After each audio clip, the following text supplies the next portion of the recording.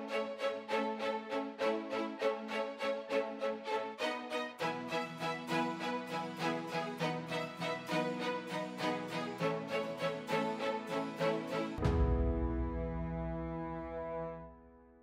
you very much. This is really a wonderful day, and we are so proud to have with us His Excellency Minister Nadiem Makarim, a very dynamic leader, and especially as a champion of the freedom of teaching and freedom of learning, how to enable teachers and students to have more interactive and responsible teaching and learning program. So in this context, this is really the right time for us to interact with His Excellency today. Today, as we know, we are talking about the Global Education Monitoring Report, which has been introduced by Arif Rahman and the leadership of the National Commission of Indonesia for UNESCO, but the Ministry of Education and Culture's overall leadership. Let us just quickly remind ourselves that this particular report is about inclusion and education, and all means all. So while there are many achievements, which we will be hearing from His Excellency, Minister of Education and Culture, in the world there are many difficult challenges as well. The education opportunities continue to be unequally distributed. Barriers to quality education are still very high for learners, as well as the opportunities for the teachers themselves. 1 in 5 children, adolescents, and youth are entirely excluded from education. Stigma, stereotypes, discrimination, those are the challenges which are making millions to be alienated within the classrooms. So that's really serious. And today's session hopefully will help us make sure all education actors widen their understanding, especially through the experience of Ministry of Education and Culture, which has been at the forefront in Indonesia and in the ASEAN.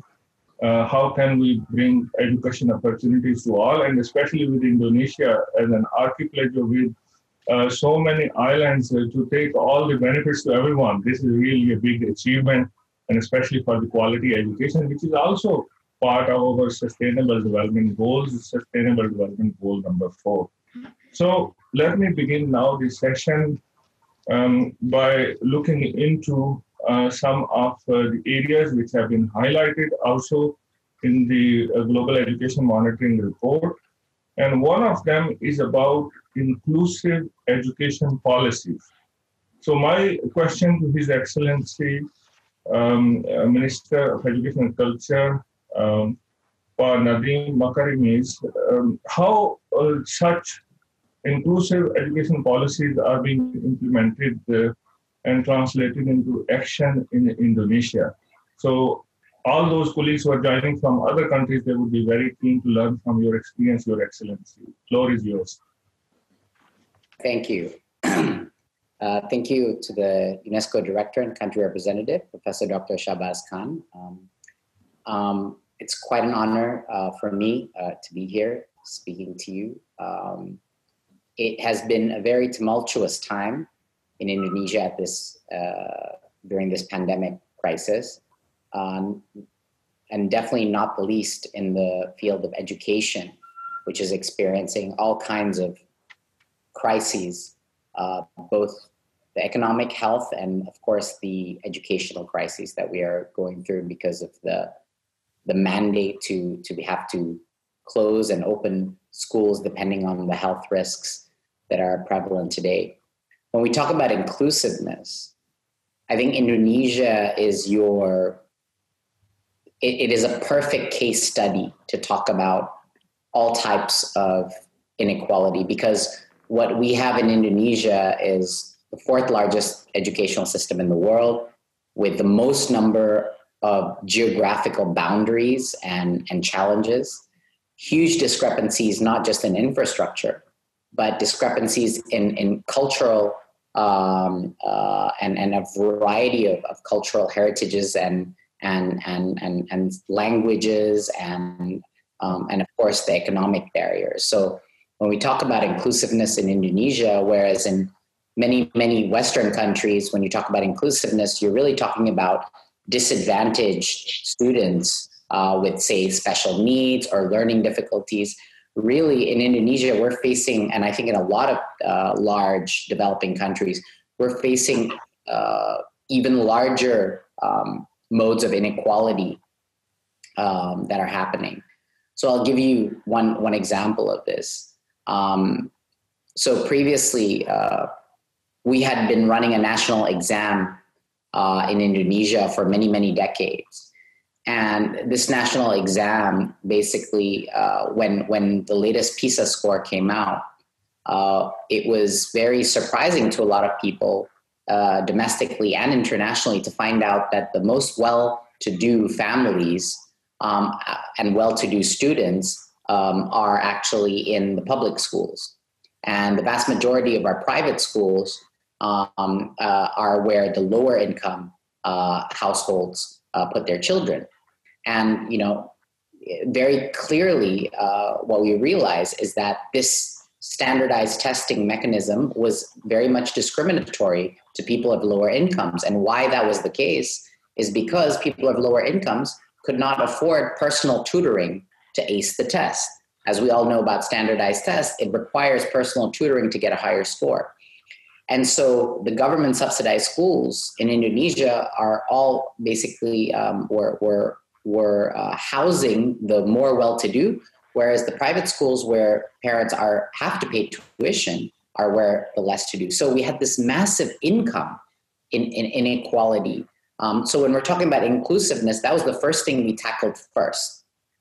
We eliminated that national exam. That's the first thing we did. And we changed it to a PISA-like test that instead of evaluating individual students for selection to the next tier of schooling, we changed it into an evaluation for the school. So very much we followed the PISA kind of standard for numeracy literacy. And those tests you cannot personally tutor yourself on those tests. So this was kind of the great equalizer that we did, the first thing that we did before the pandemic hit. We eliminated the national exam. We changed it next year to the assessment competency, which is like PISA. And then, of course, implemented the zona, what we call zonasi, which is which basically democratized or randomized selection into government middle schools and high schools that was based on geography instead of based on test score. So that was probably one of the biggest barriers to inclusivity that we first attacked. And it was a pretty dramatic change that we implemented. And not everyone was, it wasn't the easiest decision to implement because for decades, we've been used to this national exam to entrance exams to go into middle schools and high schools that everybody wanted their kids to go to. But it was what was necessary to level the playing field and to enable equal access to people of all income brackets to be able to access public schools. So I think that was one of the most important things that we did. With regard to special needs, the government of Indonesia, we just signed a government regulation number 13, year 2020, about adequate accommodation for students with disabilities. Now, according to this regulation, the provision of adequate accommodation in the field of education is basically make sure that all these students with disabilities are being addressed. Their needs are being addressed in the educational institutions. And the implementation of this, even though very complicated, is being carried out at all levels and all types of education, all the way from university, all the way down to elementary school. And in higher education, for example, what we're doing is we have a program that is essentially a social welfare, not social welfare, more like a social scholarship welfare for the poorest called KIP Kuliah. And we've allocated a KIP Kuliah afirmasi component for persons with disabilities and with other areas from disadvantaged locations around Indonesia. These are some of the things that we have done to this date. On top of that, the Ministry of Education has also prepared a guide to collect the data for students with disabilities Wow. across the nation, because without identifying really how big is this problem of kids that have learning disabilities, we will never be able to start to address the problem. Now, all of these things are mitigating the more symptomatic issues, but with learning disabilities and special needs, most developing countries are not even aware of how big the problem is. A huge amount of special needs are still being misdiagnosed or mislabeled as simply problematic children, or they are just slow to learn, and they are not getting the proper identification. And so actually the only way to solve and address the needs of these special needs is by addressing the teacher training to begin with. Because no matter how many special needs schools you build, it will never, ever be able to contain the volume of the students with special needs and learning disabilities. And so the only way to truly find a scalable way to address this is by ensuring that when a teacher becomes a teacher, they are equipped with the skills to be able to identify and to be able to specially address the needs of special needs children. So that's the only really long-term solution to this issue. The teachers that teach in any school need to be prepared to be able to identify and help special needs students. And so I think, inclusiveness is a very, very big problem that needs to be tackled one step at a time. We have gender inclusivity issues. We have economic inclusivity issues. We have regional inequity issues that we're all trying to tackle one by one. For the regional inequity, I think we place a big amount of hope in investing in internet access and ensuring internet and electricity access to be able to not level the playing field in terms of it's suddenly going to miraculously improve learning, but it will give them equal access to the type of content and material and the type of teachers and teacher trainers that will be able to guide them and improve their skill set. So technology plays a pivotal role in solving this inequity problem. And when we're talking about inclusion, I just want to remind the forum that in Indonesia, what we mean by inclusion is it can be very, very diverse in our sense. And we have inequity issues, inclusiveness, non-inclusiveness issues across a variety of dimensions. That's really a very comprehensive overview, Your Excellency, Minister Nadiem. We are very lucky to have you as our leader in education and culture with such a great insightful knowledge to how to tackle these big inclusivity challenges. But I really like also that you are developing a database for understanding the spatial differences and also the emphasis on socio-economic differences, improving the testing, making sure no one is left behind. That's really a challenge for all of us. So if I can continue with the question, Your Excellency, you mentioned we are in this COVID-19 situation, which is a big challenge for the whole world. There are 1.6 billion learners around the world who have been affected in more than 190 countries. And Indonesia is also one of those countries facing this huge challenge. And the colleagues who have joined us, they will also say similar things. Under the leadership of President Jokowi and under your leadership as the Minister of Education and Culture, we hear that there are a lot of emphasis on making sure there is effective spending mechanisms during this COVID period, making sure education does not stop and the teaching and learning processes continue. Would you like to share with us that during COVID, what are those special spending mechanisms and the special measures which you have been leading, which is taking Indonesia through this difficult period, making sure no one's learning stops? Yeah, this has been, I think for any government, one of the most difficult issues to address. How do you balance the need? How do you balance the trade-off or the risk of an entire generation, missing out on learning that could be permanent in impact versus the short-term health concerns of COVID? We've learned very quickly by discussing with other ministers in all kinds of countries, not just developing countries, that no matter which way you look at it, online learning is something that takes years and years to adapt. And there is no one, I would stake my, I firmly believe that online learning is at this stage not yet comparable to offline learning and going to classrooms. So we're experiencing a universal decline in quality of learning right now, no matter how much access to technology you have.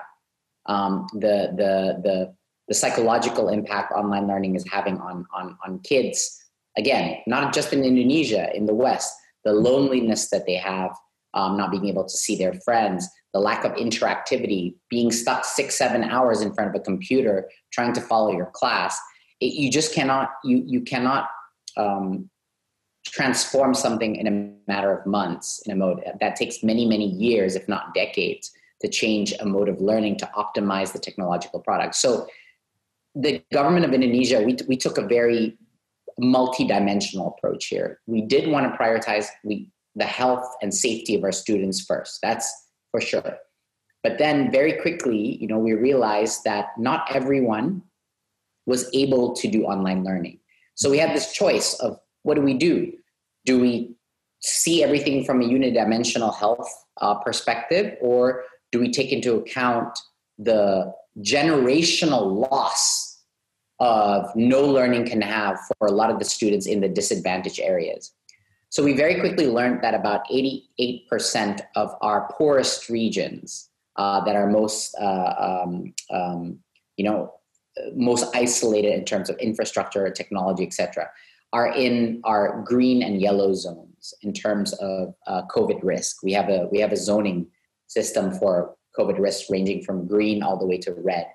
And so what we did was we very quickly took that decision to allow using shifting and much more tight health protocols to allow face-to-face schools in the green and yellow zones, which happen to be most of them happen to be the outer region areas. So we really had to save them first and allow them to continue, because really online learning was really not an option for most of them. Either they have very unreliable signal, or they cannot afford quota data costs that have skyrocketed because of online learning, or they have even more basic issues and issues around electricity stability. So forget about internet. Some of these regions don't even have stable electricity. So the challenges in those remote areas were mounting. So we really prioritize letting them go back to school first, using very tight health protocols to do that first. Outside of that, we did a few other things. We also realized for those outer regions that they could not depend purely on whatever online learning platform their school was using.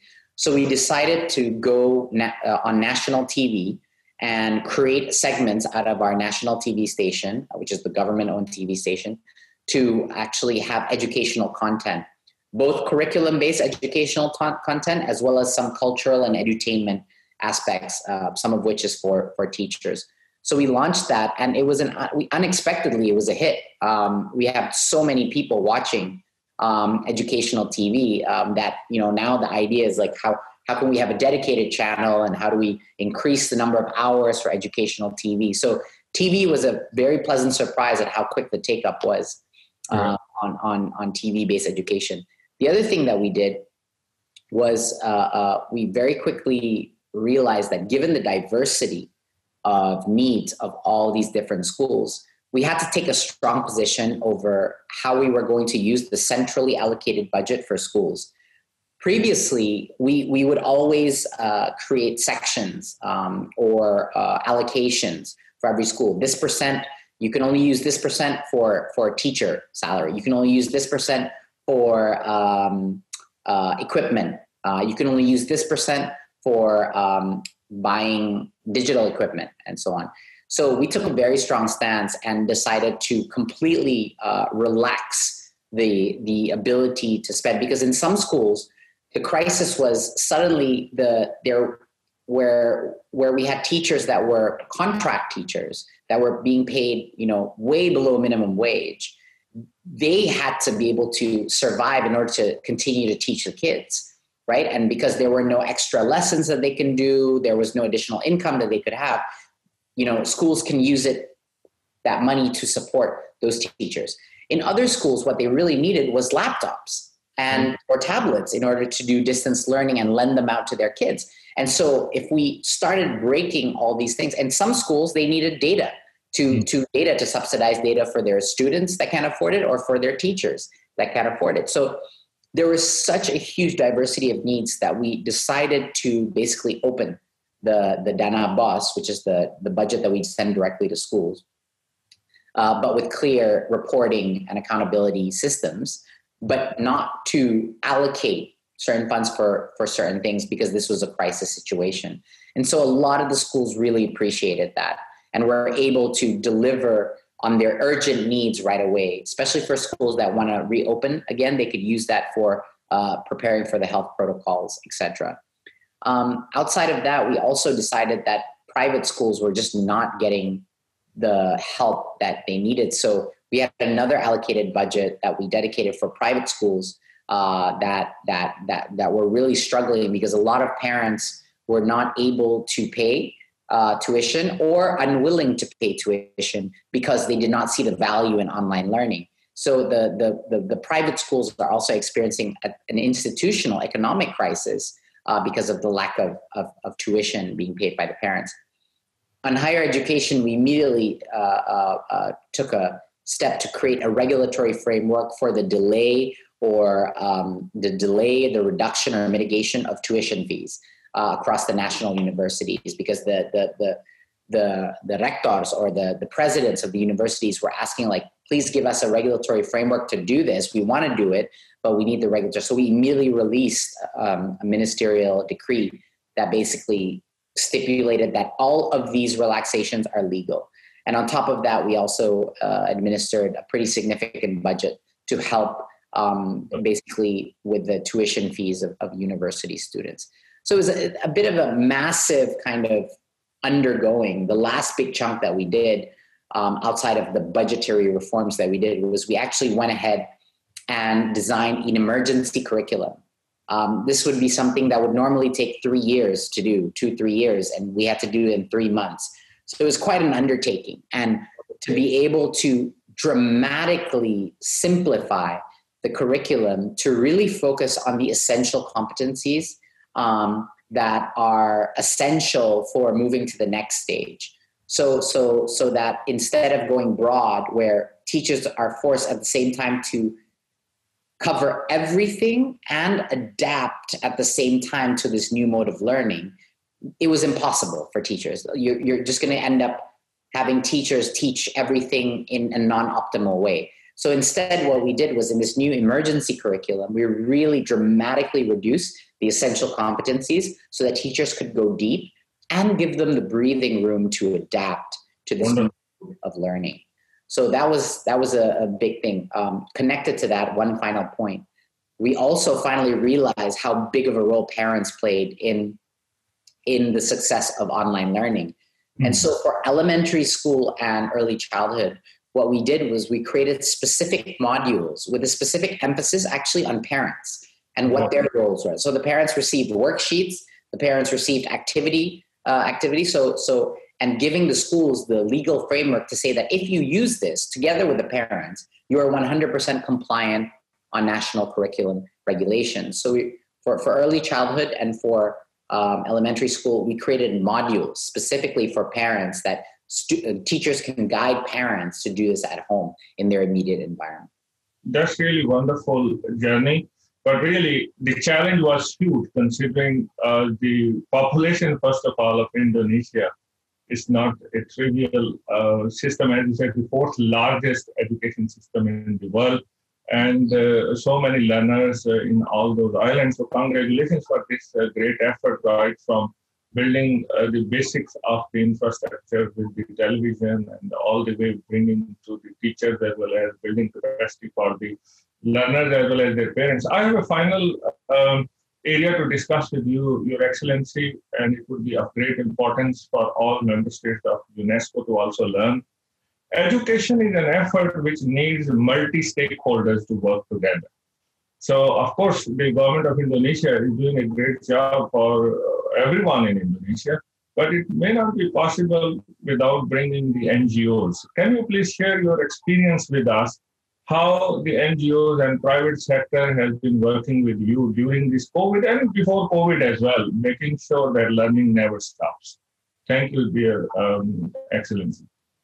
Well, thank you. I think that, first to note, the team that has come in to the ministry when I joined are a composition of a variety of NGO experience, public and private sector experience. So the kind of the new leadership team of the ministry are composed of experts, both internal within the ministry, but external as well. Experts in the fields of education, in the field of social welfare, experts in the field of human capital development. So the ministry itself is a pretty renewed ministry with a lot of new faces in it as well, and a whole new leadership, because we had to merge two ministries together, and during that process there were a lot of new reselections. So there's a lot of now new blood in the ministry today. The second thing is we never do anything alone in the ministry. Literally every piece of policy that we have a huge amount of policy consultants, policy stakeholders from NGOs, both representing, in local government level and central government level, that are constantly feeding us information and helping us think through policies and monitoring the policies that we implement. So there's no other way of doing this in education, because there is no single answer in education. It's very different than other fields. I think in government, education, I think, has the highest level of complexity. Even determining what is the metric of success in education is probably the hardest job in education, let alone deciding what are the correct initiatives and how do you allocate resources towards them. So I think that having the perspective of NGOs, having the perspective of multilateral organizations, sharing these stories, because we're all learning together as we do this, can really deliver much better results.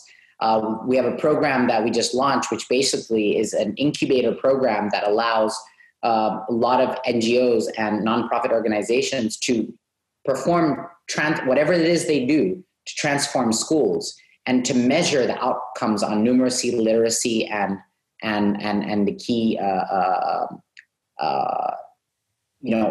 output metrics in a school, and then be able to see if those metrics moved, like what did those organizations do? So that initiative that we just launched recently, that we will launch for next year, is exactly to the point of trying to see what are the best strategies and best innovations that exist out there through these organizations, and have us as a ministry be able to observe, measure, and then implement it on a national scale if it is successful. So we take a very evidence-based approach in what we're all trying to do. 5 years is a very, very short time in the education space. Most of the reforms that, to see the impact take, 10, 20 years in the education space. So it is a highly challenging environment, notwithstanding the pandemic that has just happened, which kind of, pulled back a huge amount of the acceleration that we'd already gained. So it was already a difficult field to begin with, given our geographical and infrastructure challenges that we face as a country. But the optimistic part is that, especially during this time of crisis, I think a huge amount of, and this is also thanks to all the NGOs and multilateral organizations that are feeding us advice and strategies, etc. There is much more momentum during the pandemic crisis to change things for the better.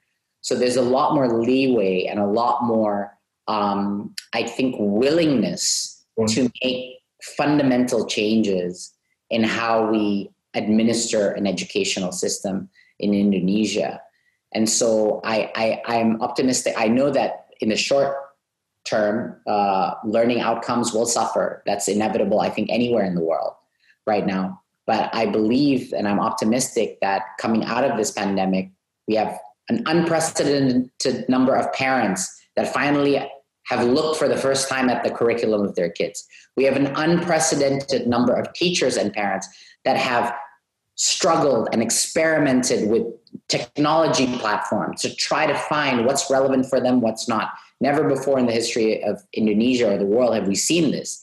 For the first time, I think, in the world, we are realizing also the limits of technology and how important face-to-face learning is and how important the role of parents are in the education space. So all of this, I think, are positive realizations that the pandemic has created that can be used as momentum to create transformational change. It is impossible to change an educational system in 5 years, but what is possible is to get to the tipping point of change, to get to that point whereby there's enough agents of change installed in each layer of the system that the changes will be irreversible. Thank you very much, Your Excellency. Those were the areas we wanted to discuss with you, which are important to all member states of UNESCO. On behalf of UNESCO and the colleagues who have joined us from many different countries, we wish to thank you for your insights. We wish to also congratulate Indonesia and for your leadership in the continuity of learning before COVID and during COVID. Of course, we really like your optimism with the positive aspects which are there, with the better understanding of our barriers and more engagement with the students, teachers, with the NGOs and the learners themselves also helping, and the role of technology which is being played. So UNESCO will continue to work with the government of Indonesia, with the Ministry of Education and Culture, as well as the wider UN system. We are really looking forward to Indonesia to be a leader in the world, which it is already, for South-South cooperation, and also for us to support wherever possible, where you see us fit in supporting. So thanking all the participants and Your Excellency for your time during your many other pressing demands on your time. So with this, I would like to close this first session, and we all thank you, Your Excellency, Minister Nadiem Makarim. We are very lucky to have your dynamic leaders. Terima kasih. Terima kasih. An honor to be here. Thank you.